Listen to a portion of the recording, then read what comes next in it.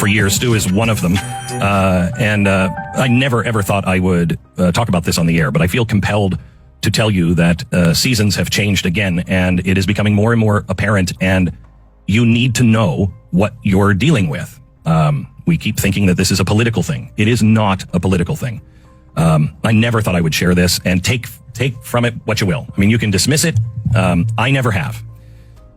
If you are a longtime listener of this program, you know that one of the reasons I left New York, besides the whole thing was going to burn itself down, was I had a medical condition. Part of it was brought on by no REM sleep for about 10 years. I actually found this to be very advantageous because I could get so much done because I just couldn't sleep.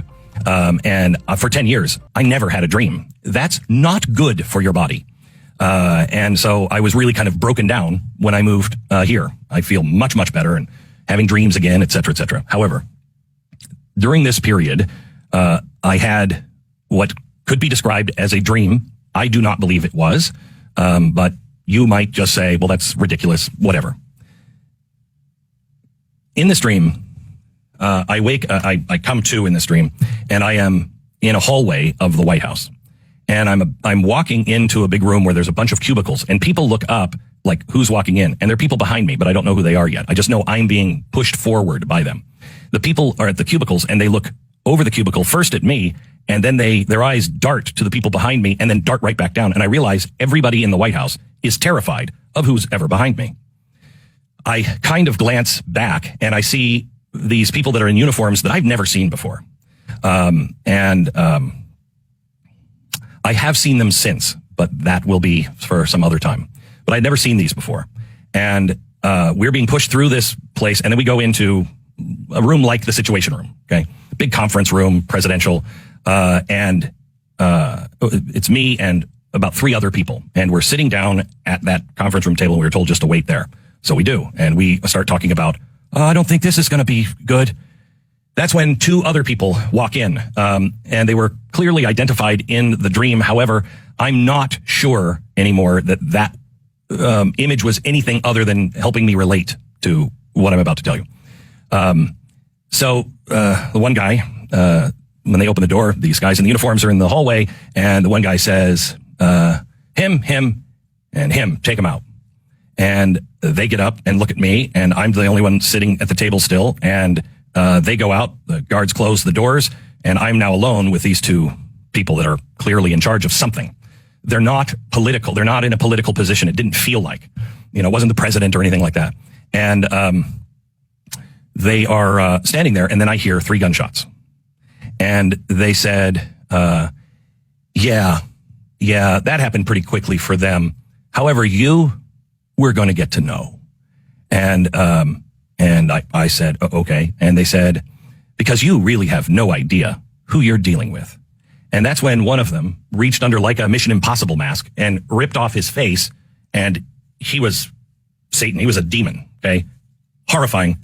I wake up. This was so vivid that I didn't tell anyone for months, and not even my wife. And it bothered me deeply, and I didn't know exactly what to do with that information.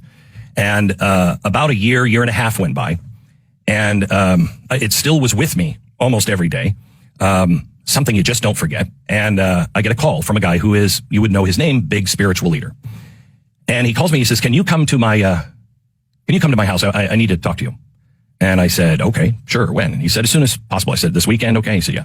So I fly out. My wife and I stay overnight. We're going to see him the next morning. And that night, I have the exact same dream.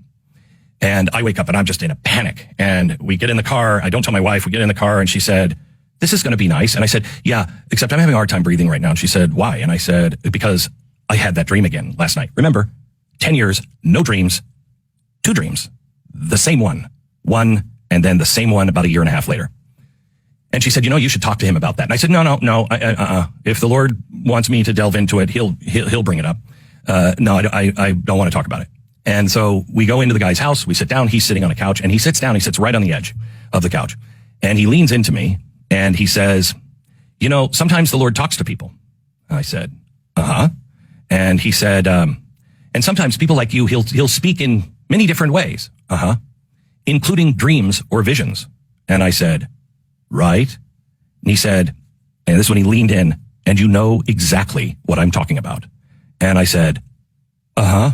And he said, do not dismiss that dream. Do not ever dismiss that. And I said, okay. He sat back and he said, that's it. That's all I wanted to say. That was it. I have made choices on this show based on that. You might find that ridiculous. Maybe you don't. I will never dismiss that. I'm sharing it with you today, 10 years later, because you must not dismiss what you're dealing with.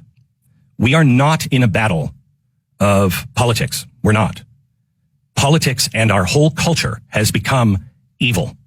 I started this hour talking about what this pedophilia stuff that is going around and how this, nobody will even say anything that the designer of this uses the hashtag Moloch. That is the god of child sacrifice. This is what we're dealing with.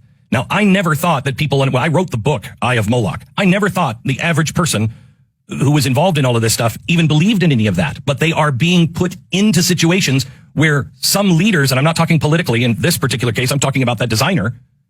I do believe they know what they're doing. And we are worshiping Moloch. We are worshiping Baal, and they are demanding our children as a sacrifice.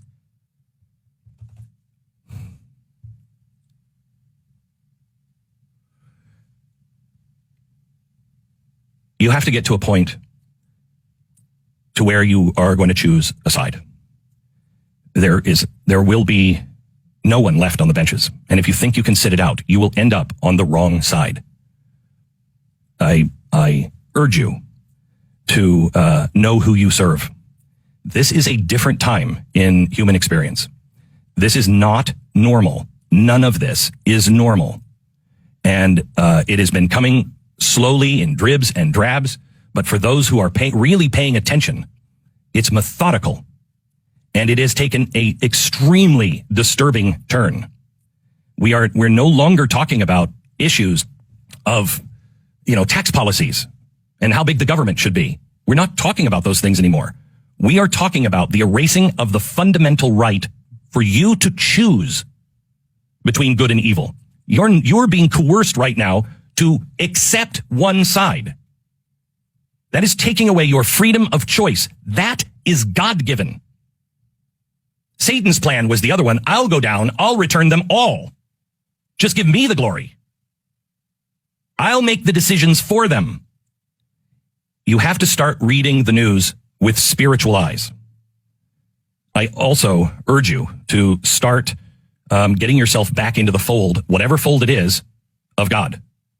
Get back to a place to where your eyes and ears are attuned to the Spirit, because you will not make it through this storm without it. As I used to say, there will come a time where you have to be so in tune. If the Spirit says, stop, turn around, go the other direction, you don't question it. You do it. And unless you start listening to it now and developing that muscle, you will not stop in time. Please, we are in different times.